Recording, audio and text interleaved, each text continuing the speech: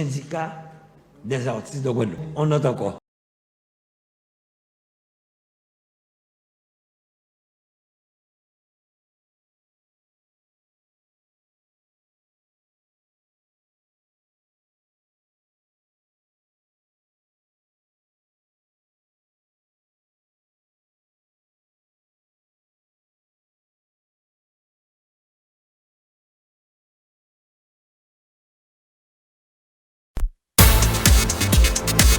– 18h30 pile sur RCI, c'est l'heure du MAG qui nous est présenté par David Camachi. Eh bien, rebonsoir David. Rebonsoir Alain, bonsoir à toutes et à tous. Entre reprise et crainte d'une nouvelle vague de la Covid-19, la vie continue ici comme ailleurs. Si l'activité économique a repris, un secteur a du mal à décoller, en tout cas à reprendre une sérieuse vitesse de croisière. La culture événementielle, comment relancer le secteur? Comment les artistes survivent-ils jusqu'à présent? Quel avenir pour les lieux de culture? Nous tenterons d'en savoir plus avec nos invités dans le magazine de ce mardi 9 novembre. Et nous recevons ce soir Eddy Compère, le directeur du Centre culturel Sonis des Abîmes. Bonsoir Eddy. Oui, bonsoir David, bonsoir à tous.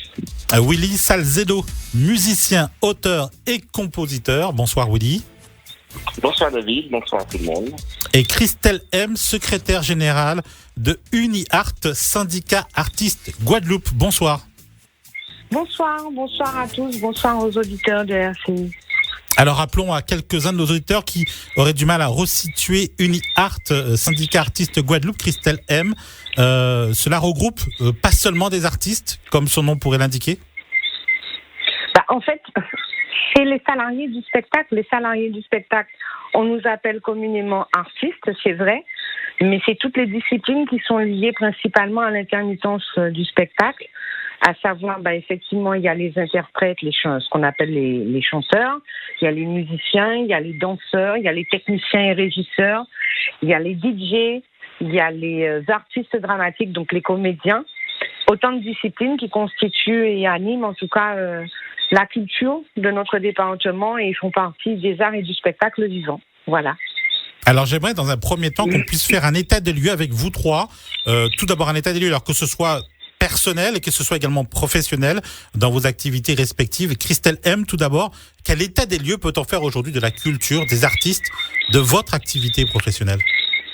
Ma foi, je pense qu'on occupe pas mal aujourd'hui l'actualité puisqu'on a sonné l'alerte depuis 1 an concernant nos situations dramatiques en tant que professionnels de la culture puisque effectivement on s'est retrouvé dans une situation sans précédent où depuis 2 ans, difficilement on ne peut pas subvenir à nos besoins puisque notre activité s'est trouvée complètement à l'arrêt. Et ma foi, ça nous a invités de toutes les façons à avoir une réflexion réelle sur les conditions des reprises et de la reprise et les dispositions qu'il faudrait prendre déjà en amont pour reprendre dans de bonnes conditions. Donc là, aujourd'hui, oui, on a des situations dramatiques qu'on a relayées régulièrement puisque nous sommes un jeune syndicat, nous n'avons qu'1 an d'existence. On a recensé un petit peu nos collègues dans les différentes disciplines. Et là, aujourd'hui, c'est vrai, c'est poser la problématique de redéfinir ou en tout cas entrevoir un schéma sur la problématique de la culture sur le territoire, puisque nous sommes restés en berne, sans revenus, ni quoi que ce soit, et aujourd'hui, un peu laissés à l'abandon. Donc, il nous fallait réagir par rapport à ça. Aujourd'hui, nous avons trouvé un écho au niveau du département et de la région pour pouvoir nous donner de quoi souffler peut-être pendant 2 mois, mais ça ne sera pas suffisant. C'est clair que la problématique du plan de relance se pose et c'est maintenant qu'il faut l'aborder, même si certains sont déjà sur le terrain pour l'amorcer depuis un petit moment, mais en tout cas au sein de UniArt, on a demandé à parler de nos métiers en nos noms. Voilà un peu notre positionnement et c'est vrai qu'on a vu des collègues dans des situations catastrophiques et ça n'aurait jamais dû se faire. La culture génère une économie en son sein et autour.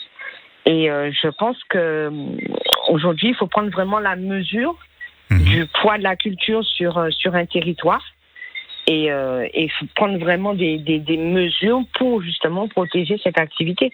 Aujourd'hui, c'est surtout sur le territoire guadeloupéen. Sur le la territoire, culture est aujourd'hui, importante. c'est 1395 salariés qui sont en grande difficulté aujourd'hui. On parle des salariés. Donc il y a vraiment de quoi faire.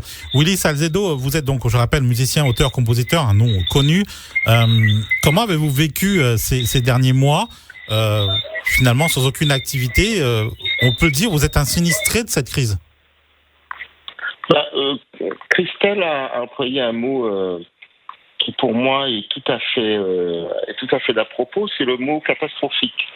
Je crois que c'est une situation inédite où un pays qui semble être un pays assez culturel, où tout le monde écoute de la musique, tout le monde va en concert, tout le monde va en boîte de nuit, tout le monde a la musique pratiquement 24 heures sur 24 dans sa vie, et de voir l'état de ce monde du spectacle, de ces musiciens, de ces artistes, de ces créateurs qui n'arrivent pas à vivre de leur art, alors que, je le répète, c'est un pays qui, a priori, est très culturel.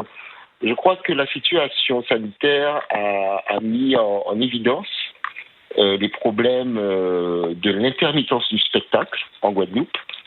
Il y a un statut qui existe. Il y a vraiment normalement tout ce qu'il faut, sauf que pour avoir le statut d'intermittent du spectacle et bénéficier de ce statut pleinement, il y a un certain nombre d'heures à déclarer par an. Ce nombre d'heures, il est 507 heures qu'on doit déclarer pour pouvoir bénéficier des aides de l'intermittence du spectacle. Sauf qu'en Guadeloupe, malheureusement, très peu de lieux, c'est une réalité, très peu de lieux de production de spectacles donnent des fiches de paie. Donc je crois qu'aujourd'hui, l'urgence, c'est de trouver un moyen pour que les artistes, même qui se produisent dans des petites salles ou dans des endroits intimistes, j'ai envie de dire, aient la possibilité d'avoir leurs heures. Je crois Exactement. Que l'urgence, elle est là. Il faut restructurer un peu tout ça, en fait. Il faut structurer, pas restructurer, il faut carrément structurer. D'accord. Il faut structurer. On part d'une feuille blanche. C'est une réalité, je n'invente rien. On part d'une feuille blanche. Donc aujourd'hui, ce dont l'artiste a besoin, c'est d'avoir ce statut, parce que c'est un métier, c'est un travail comme un autre, et même plus qu'un autre, qui demande beaucoup. On ne s'amuse pas, il ne faut pas croire qu'on s'amuse, on travaille.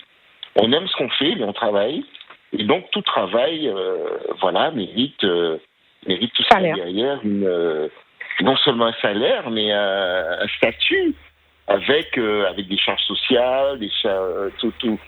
Voilà, donc je crois que l'urgence aujourd'hui et la crise sanitaire a révélé vraiment ce problème, c'est qu'il y a sur 100% de spectacles qui se passent en Guadeloupe de prestations, il y a à peine 80% qui sont où il y a des fiches de paie. Et je crois que l'artiste se retrouve souvent pris dans cet engrenage où il n'a pas le choix, il faut qu'il travaille, ou alors il faut qu'il aille faire autre chose. Et c'est dommage. Avec les conséquences. Je connais beaucoup d'artistes, avec les conséquences qu'il y a. Je connais beaucoup d'artistes qui ne peuvent pas vivre pleinement de leur métier et qui le voudraient bien, parce qu'ils n'ont pas la couverture sociale, ils n'ont pas ils n'ont pas toute cette couverture que tout intermittent du spectacle mérite. Donc je crois que c'est cette structuration qu'il faut se pencher dessus.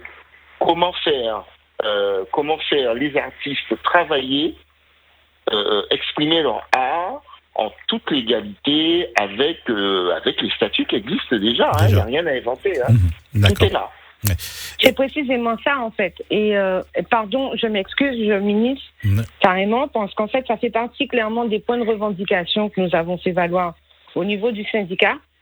Et notamment en termes de formation, en termes d'accompagnement, démarche de professionnalisation, pour justement donner un statut à tous ces salariés, à tous ces travailleurs, et à telle enseigne que nous avons fait valoir un point numéro 5. Comme on dit régulièrement, et Willy Salcedo vient très bien de le dire, c'est un statut. C'est un statut, il faut une reconnaissance de statut pour que chaque individu puisse s'identifier. On a des droits et on a des devoirs. Donc ça passe forcément par une restructuration. Et aujourd'hui, l'intermittence, on parle d'intermittence, c'est un statut très particulier qui nous appartient. C'est celui qui s'applique à nos métiers. Nous, au niveau de UniArt, ce n'est pas notre combat parce que l'intermittence, c'est la loi. On n'a pas à se battre. Par contre, on demande l'application de la loi. Ça, c'est autre chose. Et en tant que syndicat responsable, justement, on a fait valoir, dans le cadre de notre point numéro 5, la mise en place d'un nouveau schéma collaboratif avec l'émergence de nouveaux lieux de diffusion, où nous avons demandé à bénéficier d'un accompagnement, effectivement, pour que nous soient remis, lorsque nous allons dans nos différents lieux de prestation, des bulletins de salaire, comme tout citoyen lambda, dans le droit de la dignité sur les fondamentaux de la République française. C'est-à-dire que toute prestation doit être due dans les règles. C'est surtout ça, parce que des artistes peuvent se produire, alors Willy Salcedo le disait tout à l'heure, dans une soirée particulière, mais voilà, c'est pas le même cachet peut-être que d'autres événements. Justement, donc c'est peut-être un scoop que je vais lancer. Vous me donnez l'occasion ce soir, parce que ça fait un moment qu'on travaille dessus et qu'on a eu l'ouverture, et c'est peut-être forcément un effet d'annonce qui va nécessiter derrière toute la mise en place d'une logistique. Mais aujourd'hui, je suis obligée d'en parler parce qu'on parle d'un plan de relance et on voit bien qu'il y a un petit redémarrage timide qui est en train de se faire au niveau de l'activité, mais on se doit de protéger nos collègues. Et effectivement, dans le cadre du point 5, par rapport à ce fameux dispositif, nous avons rencontré une institution du département où effectivement, aujourd'hui, on a eu gain de cause et on parle effectivement de la mise en place du café culture. Voilà ce qui va se passer. Donc, en fait, au niveau de tous ces lieux de diffusion et d'autres émergents, et ça, il appartiendra à l'administration d'en parler elle-même, il sera mis un dispositif, effectivement, pour que soit pris en charge tout le système, en tout cas, tous les cotisations, les bulletins de salaire et consorts, pour que les salariés du spectacle puissent travailler en règle en Guadeloupe, dans tous les lieux où ils veulent aller travailler. Il appartiendra effectivement à ces lieux de diffusion de remplir certaines obligations en matière notamment d'obtention de licence d'entrepreneur de spectacle en formule simplifiée. D'accord. Donc ça, c'est la nouvelle qu'on voulait annoncer ce soir aussi auprès de vous. Très bien. J'aurais qu'on puisse également entendre Eddy Compère, puisque le directeur du Centre culturel sioniste, j'aimerais qu'on puisse faire également avec vous, on l'a lancé clairement le débat, sur cet état des lieux dans un premier temps et projection, Eddy Compère, concernant le Centre culturel sioniste, par exemple.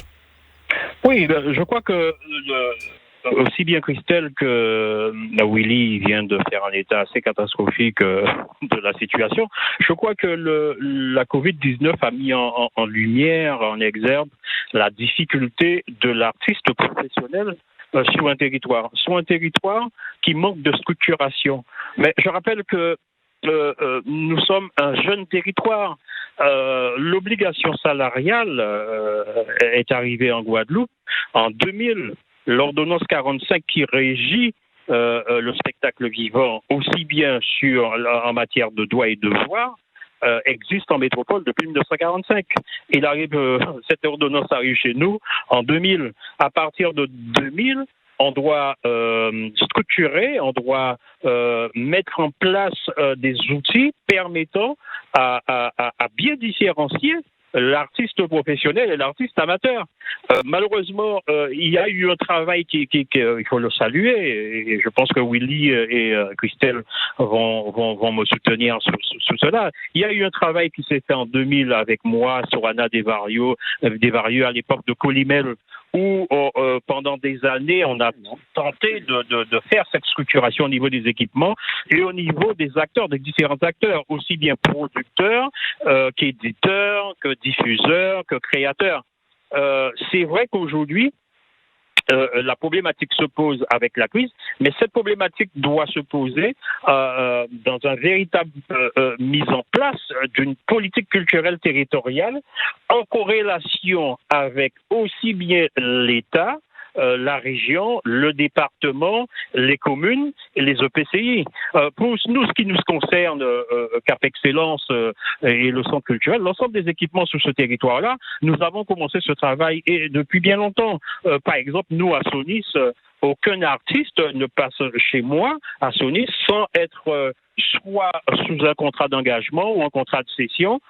Aucun technicien n'est chez nous s'il n'est pas sous un contrat d'engagement ou encore il n'a pas son intermittence. Je crois que c'est un travail que le Cap Excellence a commencé bien longtemps et nous poursuivons. Maintenant, ce qui est nécessaire sur ce territoire, c'est d'avoir cette synergie entre l'ensemble des instances pour pouvoir sortir sur un schéma de développement de la culture et de l'artistique sur ce territoire. Donc, en gros, quelque part, nous souffrons tous, aussi bien diffuseurs qu'artistes, producteurs, éditeurs, créateurs, mais en même temps, ça a donné un coup d'arrêt pour que tout un chacun se pose la question comment exercer notre métier sur un territoire comme la Guadeloupe. Alors, Eddy Compère et Willy également, Christelle, comment relancer ce secteur culturel? On a bien entendu, il faut structurer, il faut que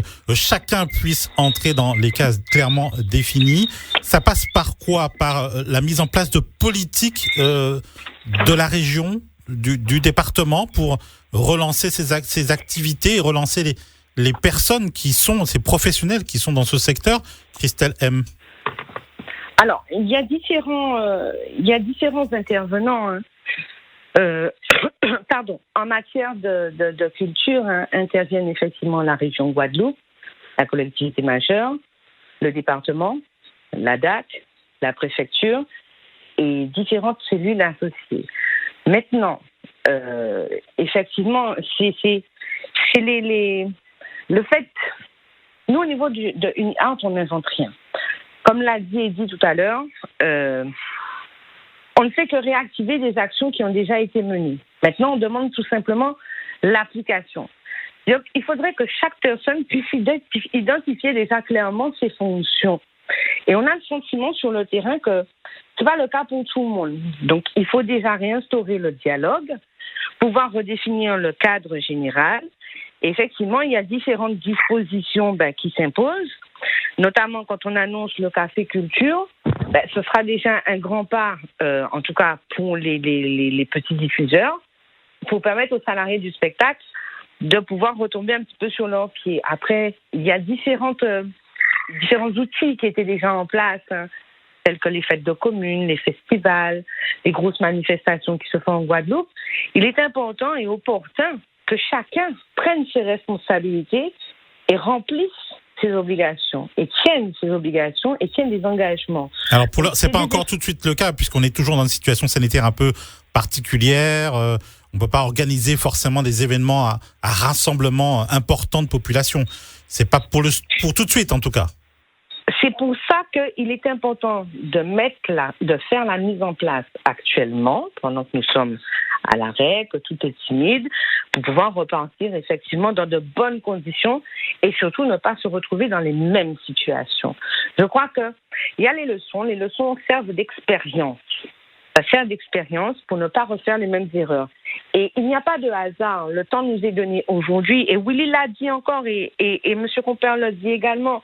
Il faut prendre ce temps, il faut utiliser ce temps à bon escient. Si on ne prend pas le temps, si chacun ne prend pas conscience de son rôle dans le domaine de la culture, ça ne pourra pas marcher. Donc, il faut qu'il y ait des efforts de part et d'autre et harmoniser un petit peu tout ça. Et ce qui va harmoniser, forcément, c'est la communication au niveau du syndicat. On n'est pas là pour avoir un rôle répressif, non, nullement. Il s'agit vraiment de faire une cohésion, de la communication, d'échanger avec chacun, d'harmoniser. Et puis, on fait le vœu cher. Et Cap Excellence est vraiment investi, en tout cas, dans cette démarche. Et il le démontre chaque jour. Et c'est pas parce que M. Compère est là que je le dis. C'est parce qu'on le voit sur le terrain. Effectivement, il y a une volonté nette et ferme, en tout cas à leur niveau, de revoir et de reconsidérer, en tout cas, le schéma culturel sur leur territoire à eux. Maintenant, il faudrait généraliser et pouvoir faire une véritable table ronde où, effectivement, tous ces acteurs de la culture pourraient enfin s'asseoir et définir un canevas qui serait totalement cohérent pour le département. Voilà, c'est comme ça aujourd'hui on peut pas anticiper ça. Déjà, on a le Covid qui lève énormément de questions. Déjà, les problématiques du quotidien, c'est là, faut les gérer. Il y a les bobos du quotidien. On peut pas mettre des pansements et dire allez, on continue, on avance. Non, faut vraiment régler ces problèmes-là. Et après, faire en sorte que justement, ça n'arrive plus. Que même s'il y a une autre situation critique qui arrive, et ben en fait, on soit déjà organisé pour faire face tous ensemble. Donc, il n'y a pas de formule secrète, je pense. Après, c'est à charge pour Willy Salcedo et Guy Compère de développer à leur niveau. Mais en tout cas, il n'y a pas de leur poser la question. secrète. On va leur poser la question. Willy Salcedo, le demain, comment le voyez-vous ? Qu'est-ce qui peut faire que la dynamique pourrait reprendre ? Bien sûr, on a parlé de ce contexte encore sanitaire. Je crois que Christelle vient de dire quelque chose de très important. Profiter de cette pause forcée pour vraiment mettre les choses en place. Est-ce qu'il y a des rencontres ? Est-ce qu'on vous sollicite ? Est-ce que vous discutez de ça entre professionnels et avec des décideurs ? Il faut justement créer des centres de réflexion, mais j'ai presque envie de dire qu'aujourd'hui, on a déjà assez parlé, on sait ce qu'on veut. On sait ce qu'on veut, on sait ce qu'on souhaite en tout cas. Et dans ces cas-là, je crois qu'il faut vraiment passer à l'action.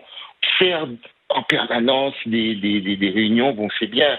Mais je crois qu'aujourd'hui, il y a beaucoup d'artistes, et Christelle en a parlé au début d'interview, il y a beaucoup d'artistes qui souffrent, mais qui souffrent énormément, et qu'aujourd'hui, qui attendent des actions concrètes. Et donc, aujourd'hui, je pense qu'il faut qu'il y ait une vraie réflexion au niveau des collectivités en général, parce que moi, je parle de fiches de paie, mais je peux comprendre qu'une petite structure, un restaurant qui reçoit 20-30 couverts et qui a envie de faire un petit groupe, un duo, un quartet joué, n'a peut-être pas les moyens pour payer des charges sociales. Ça, je peux le comprendre. Donc, il faudrait peut-être avoir une réflexion à ce niveau-là. Comment on peut accompagner les petits lieux de diffusion qui sont en réalité les plus importants sur l'année.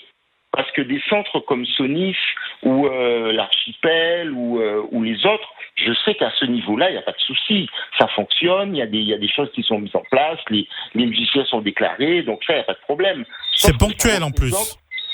Ça représente, voilà, c'est ponctuel. La majorité des lieux de diffusion des musiciens sont les petits lieux, les petites structures. Donc je crois que l'urgence est de savoir aujourd'hui comment les collectivités peuvent accompagner ces petites structures pour pouvoir créer des fiches de paie, créer des conditions professionnelles pour que des petits groupes de professionnels puissent se produire en toute légalité. Je crois que l'urgence, elle est là. C'est justement, oui, en fait, pardon une fois, je m'excuse, mais en fait, Willy, c'est exactement ce qu'on a demandé dans le cadre du point 5. Et en fait, le principe du Café Culture est le suivant. C'est un dispositif national et on a demandé à ce qu'il soit appliqué ici.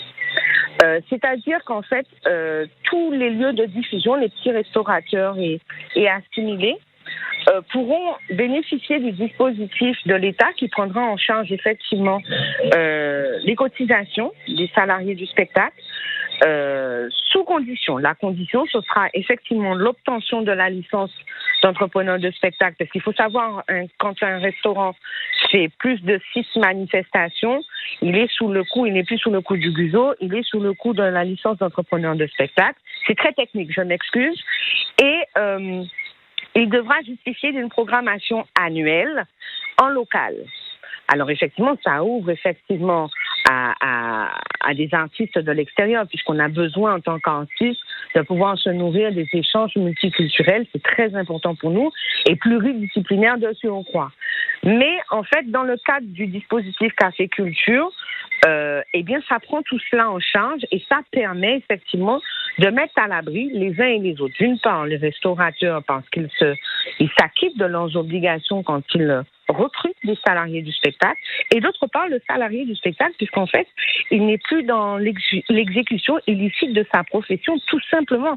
Et ça lui permet d'avoir accès, comme tout citoyen lambda, à des dispositifs qui sont simples du quotidien. Ne serait-ce que d'avoir un bulletin de salaire. Un bulletin de salaire vous permet d'avoir une couverture sociale, vous permet d'avoir une mutuelle, vous permet d'avoir un logement social aussi, quelquefois, parce que souvent les salariés du spectacle ont des bailleurs privés. Avoir accès à un logement social, c'est un bonus, clairement, il faut le dire.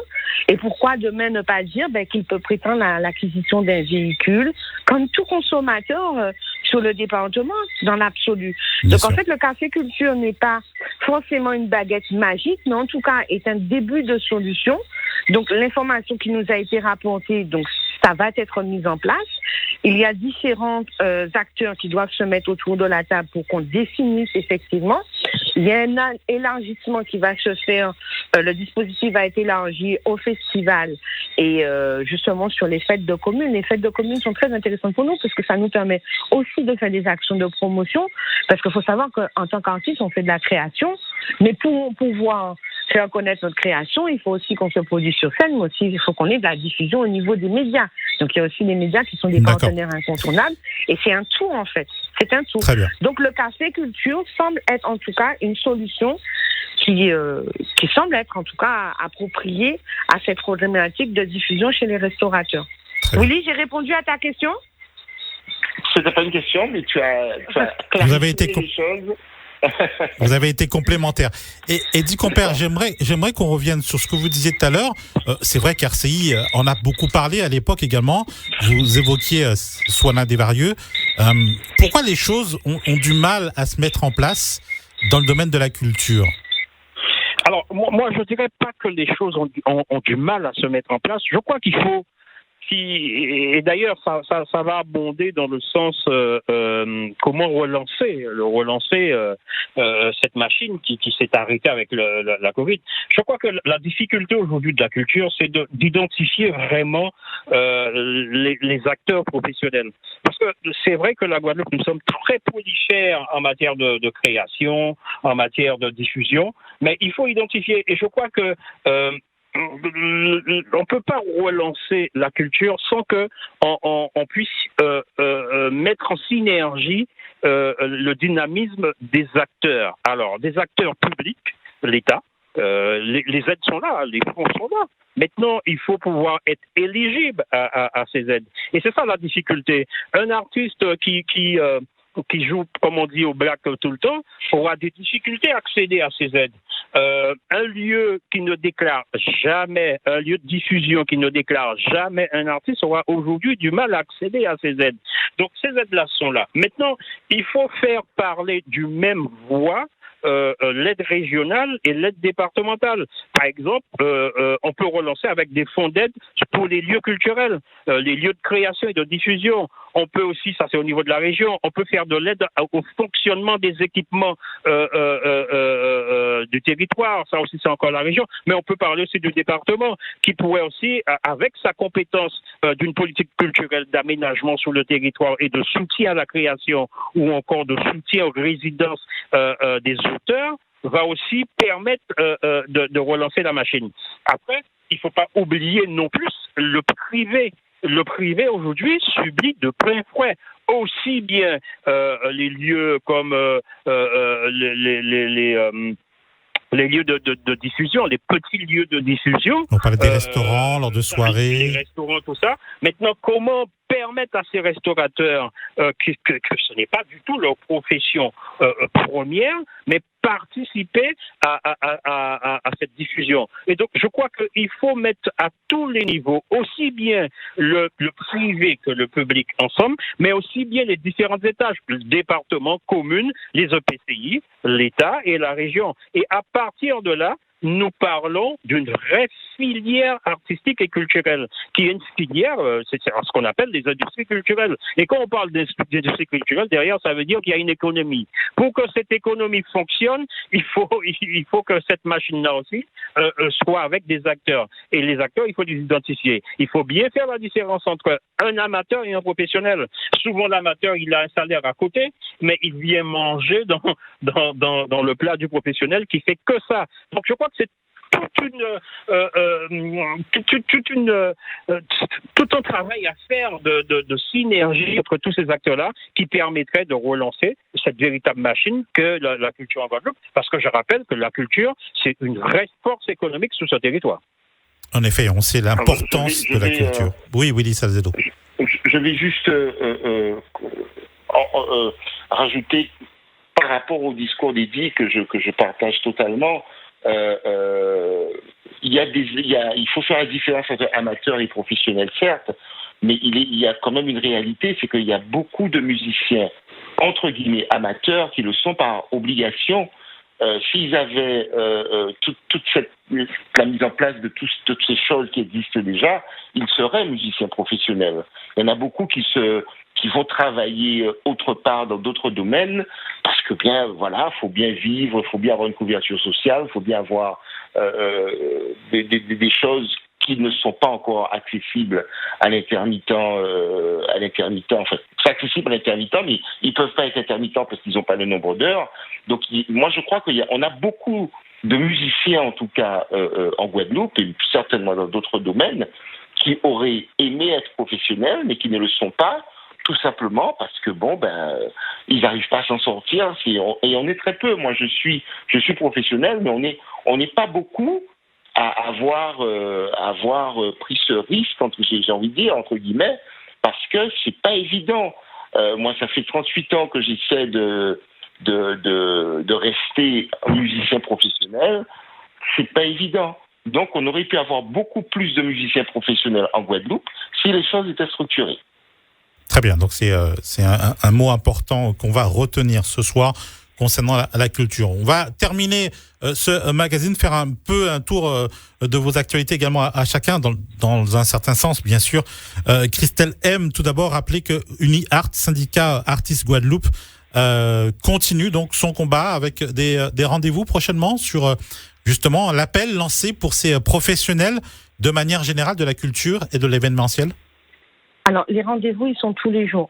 Les rendez-vous, clairement, on a créé le syndicat et on est H24, 7 sur 7 dessus parce que on échange beaucoup avec nos collègues. Aujourd'hui, on est plus de 200 adhérents au niveau du syndicat.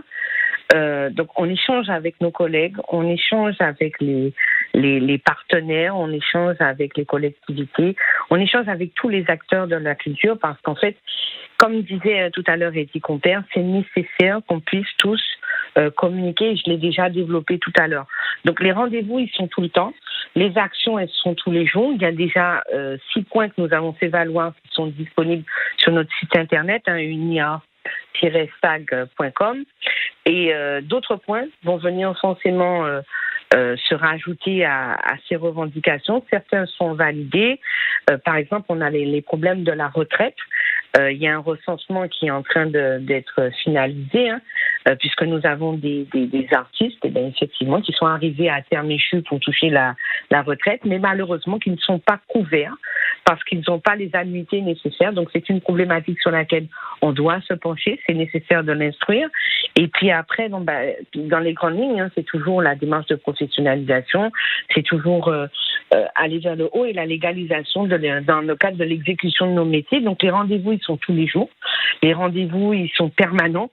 Et jusqu'à présent, ça va. On arrive à avoir de l'écho à notre discours. Et ça bouge. Et je veux juste dire à nos collègues, tout simplement, soyez confiants, ayez foi. On ne peut aller que vers le haut maintenant. On a touché le fond, donc on ne peut monter que vers le haut. On ne peut pas faire autrement, on ne peut plus faire machine arrière. Donc il faut rester positif. On reste très positif. Il faut savoir que déjà, de base, dans nos métiers, nous sommes très résilients parce que nous avons une pénibilité dans le cadre de l'exécution de nos professions respectives. Et c'est vrai que là, aujourd'hui, il y a une grande avancée parce qu'on arrive à tous à parler ensemble, déjà entre collègues. Les tabous tombent les uns après les autres et on arrive à se dire les choses pour pouvoir avancer ensemble. Donc, on peut aller que vers le positif aujourd'hui. Je reste excessivement positive. Voilà. Très bien. Willy Salzedo, votre avenir, vous le voyez également de manière positive? Heureusement. Sinon, vous ne serez pas là. Vous ne seriez pas là. Bon, je crois qu'il faut toujours, même dans les moments les plus difficiles, il faut toujours garder la foi, il faut toujours garder faut se redresser, hein, on n'a pas le choix. Il faut se redresser, il faut regarder vers l'avant. Moi, je tiens encore à féliciter Christelle et toute l'équipe du NIAR parce que je sais qu'ils se donnent tous à fond et qu'il y a beaucoup d'artistes qui sont, je dirais pas rassurés, mais qui se sentent, en tout cas, écoutés déjà, défendus, écoutés, qu'ils ont enfin quelqu'un. Moi, je voudrais juste, c'est pas la première fois qu'on essaie de se battre pour les artistes. Hein. C'est depuis dans les années 80, moi je voulais rendre hommage à Ti Fabrice qui avait monté le premier entre guillemets syndicat des artistes. Je sais que comme Eddy l'a dit tout à l'heure avec son Adévarieux, Collimet a fait un travail extraordinaire. Ils se sont battus. Aujourd'hui, c'est UNIAR qui se bat. Moi, on va y arriver. On va finir par y arriver. Il faut garder l'espoir. Il faut continuer à se battre parce que, comme je l'ai dit en début d'émission, on est dans un pays culturel. C'est pas possible que des acteurs de la culture se retrouvent dans cette situation, dans une société qui vit par la culture, qui respire par la culture. Donc, nous avons besoin de gens compétents dans la culture. Nous avons besoin d'interlocuteurs qui nous écoutent. Et aujourd'hui, moi, je salue le travail du NIAR, de Christelle, de Jean-Marc, de toute l'équipe, parce que je sais qu'ils se battent. Je sais qu'ils se battent et on va se battre avec eux. Et je ne peux qu'être positif, qu'être optimiste, parce que on n'a pas le choix. On est arrivé, comme disait Christelle tout à l'heure, tellement bas qu'on ne peut que se relever. Que continuer en tout cas. Et Dick Compère, directeur du centre culturel Sonis, comment se porte le centre culturel d'ailleurs? Écoutez, nous sommes en train de mettre en place avec le pass sanitaire la reprise, le plan de relance du centre culturel Sonis, qui s'accompagne d'un plan de relance au sein même du territoire de Cap Excellence avec l'ensemble des équipements. Le centre culturel Sonis, c'est deux piliers, hein, c'est-à-dire l'éducation et la formation artistique, la production, la création et la diffusion. Donc nous allons relancer l'éducation et la formation artistique, c'est-à-dire les ateliers vont reprendre au courant du mois de novembre. Et nous relançons l'activité artistique par les résidences qui permettront aux artistes de redémarrer leur création, aux techniciens de redémarrer une activité.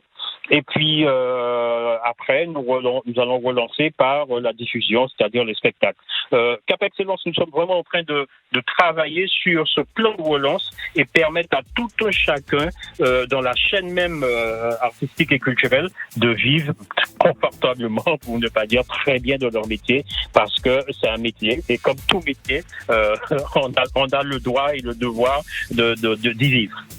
Très bien, merci à vous trois d'avoir été en direct avec nous pour ce magazine sur cette question de relancer la culture. On le disait, la culture fait partie de chacun de nous, entre la musique et les différents arts. Il y en a beaucoup de ces arts qui font également vivre. Une formule où je dis que la culture, c'est la vitrine d'un peuple. Ben écoutez, le peuple guadeloupéen a une très belle vitrine, ça on peut le préciser. Merci Christelle M, secrétaire générale de UniArt, syndicat artistes Guadeloupe, d'avoir été avec nous. Merci également à Willy Salzedo, musicien, auteur et compositeur, et Dick Compère qui était également avec nous, le directeur du centre culturel Sonis. Merci à vous trois.